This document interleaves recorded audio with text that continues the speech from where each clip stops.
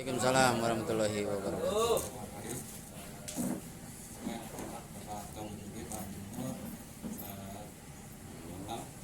Bapak ya dari aparat desa, tanpa juga ketua Karang Taruna, Mas dan jajaran ya, dan peserta yang hadir hari ini. Sekali lagi terima kasih atas kehadirannya. Puji dan syukur kita panjatkan kehadirat Allah Subhanahu Wa Taala karena karunia-Nya kita bisa berkumpul di Taman Limau ini ya, dalam acara pelatihan pengelolaan sampah dan pemanfaatan sampah organik dalam keadaan sehat walafiat, insyaallah. Dari Karang Taruna, dan yang saya hormati juga perwakilan dari manajemen Coca-Cola Amatir, juga masyarakat, sebagian dari masyarakat desa Jatiwangi yang alhamdulillah kita semua diberikan kesempatan untuk duduk bersama di sini untuk mengikuti pelatihan cara pengelolaan limbah. Ini ada foto ini. Ya.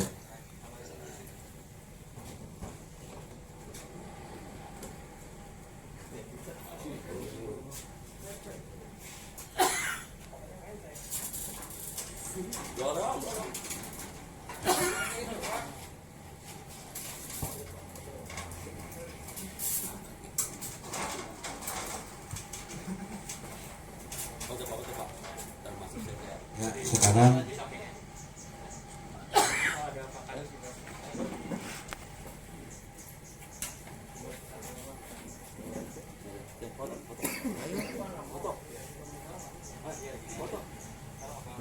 Ayo siap ready.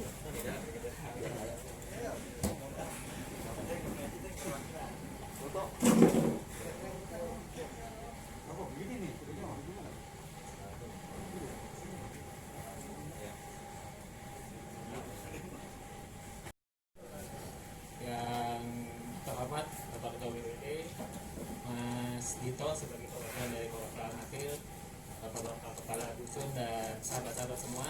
Perkenalkan, saya Dito, saya tinggal di Cipinang Muara, Jakarta Timur.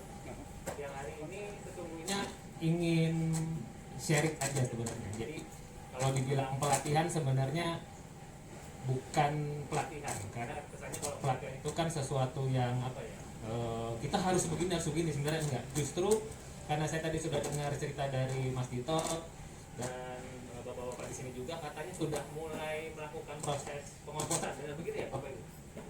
Ada yang bisa cerita nggak rumah komposnya bagaimana prosesnya, bagaimana perkembangannya? Justru saya pengen tahu, pengen belajar. Kira-kira di sini prosesnya seperti apa sih? Karena menariknya dalam urusan persampahan, dalam urban farming itu setiap daerah punya keunikannya, Pak Ketua, Mas Dito. Jadi karena punya keunikan, justru saya ingin belajar, pengen tahu di sini tuh bagaimana prosesnya, perkembangannya, sudah sampai di mana, tantangannya apa gitu. Sebelum nanti kita masuk ke sini, ya ini kan salah satu solusi saja sebenarnya. Sebenarnya solusinya bisa jadi ada di dekat kita, gitu. Nggak harus mendatangkan dari tempat yang jauh. Ternyata wilayah kita sudah penuh dengan solusi ya untuk mengatasi persampahan kita. Nah, mungkin ada yang berbagi bagaimana cerita proses rumah komposnya dan sebagainya. Mas, mungkin silakan Mas.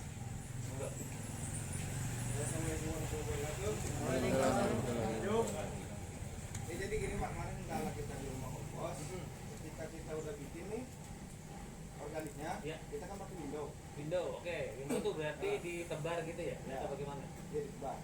Cuma kan memang media kita masih kurang lengkap. Jadi mari ketika kita masukin ke tong ini, jadi si airnya itu masih bau. Oke, masih bau. Jadi kemarin pakai Berarti tantangan pertama bau. Oke, silakan Mas.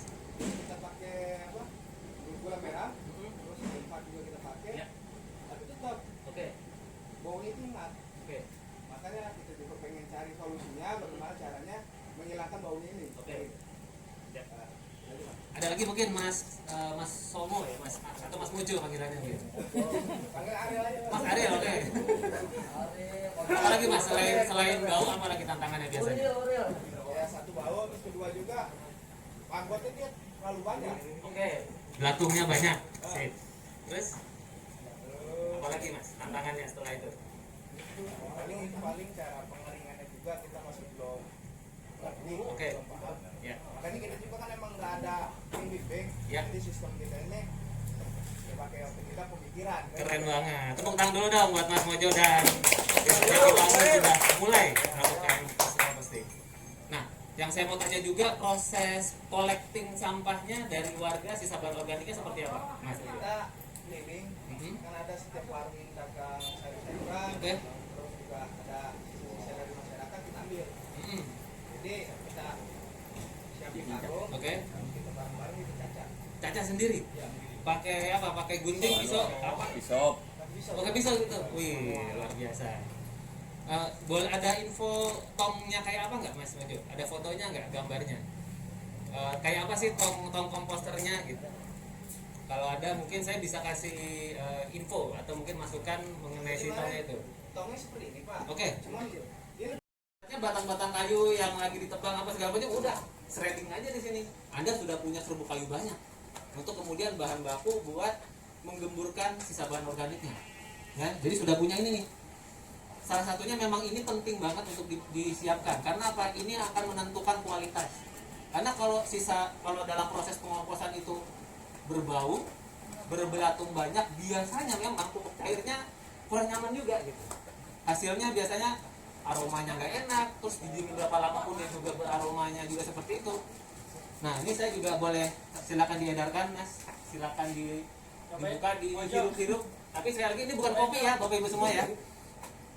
Jadi betul-betul aromanya sudah hampir tidak ada gitu. Lebih ke kecap lah ya. Ya kayak apa ya? Kalau kecap asin ya. Ya. Cairannya kecap asin tapi nggak ada rasanya Bapak Ibu. Jangan tergoda untuk mencicipi. Warnanya memang menggoda sekali. Bubuk cair ya berarti. Itu pupuk cair dan itu dari Sabah. kalau buat mabuk enak. Waduh, itu apa? Prospek. Di luar tanggung jawab perusahaan kalau itu. Tapi artinya bayangkan Bapak Ibu semua, Mas Mojo dan teman-teman, itu bisa terjadi seperti itu kalau kita tahu kenapa. Nah, kenapanya saya garis bawahi di sini bahwa itu terjadi karena sisa bahan organiknya terlalu basah.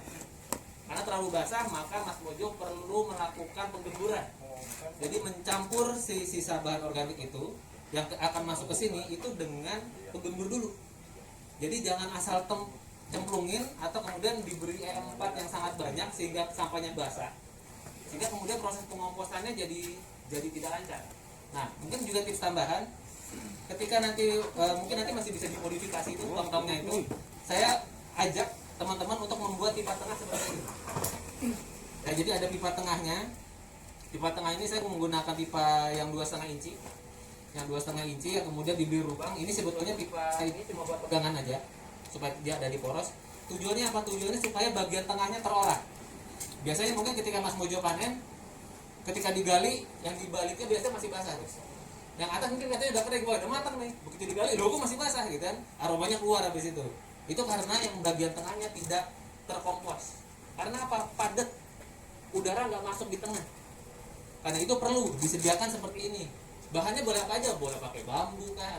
Intinya ada lubang di tengah yang diberi lubang seperti ini supaya kemudian tidak perlu ngaduk. Nggak usah diaduk, karena kemudian dia sudah akan terkompos dengan sendirinya. Kalau benar, biasanya nanti dia akan turun tuh Mas. Volumenya bisa Mas sudah penuhin nih hari pertama, nanti ketika hari keempat kelima dicek dia bisa turun jadi gini. Karena apa? Proses pengomposannya terjadi. Menyusut lah ya. Menyusut betul. Biasanya seperti itu. Nah, ini kebetulan adalah model tempat sampah atau sisa komposter yang first in first out. Dan sengaja teman-teman amatir pesen yang 2 pintu. Jadi dari depan belakang bisa dipanen. Kalau saya biasanya bikin 1 pintu, yang bagian belakangnya biasanya itu harta karun. Lama nggak bisa dipanen karena ketika panen dari satu sisi udah runtuh lagi. Ya, di sebelah sini biasanya paling bagus pupuknya. Tapi sekarang ini bisa dipanen dari 2 arah. Nah, intinya adalah teman-teman bisa nanti memodifikasi, bisa nanti melengkapi komposter yang sudah dibuat dengan berikan pipa tengah seperti itu. Nanti lihat bedanya, akan lebih cepat terkompos dengan lebih baik. Plus jangan lupa sekali lagi berikan sisa penggembur ini. Bisa diganti dengan sekam bakar, bisa pakai daun kering juga Bapak Ibu. Apalagi sekarang sudah punya ini, wah udah manfaatkan. Langsung daun kering, daun apa yang kita diseret, ketika kemudian kita punya matahari, jemur sebentar, dia mengering, simpan dalam karung, dan itu jadi bahan baku penggembur. Nah, saya sharingkan sedikit bagaimana apa yang saya lakukan di rumah ketika dalam melakukan proses composting dengan menggunakan komposter ini. Tapi sebelumnya ada yang mau ditanyakan, Bapak Ibu? Seputar proses composting? Seputar proses pengomposan, pemilihan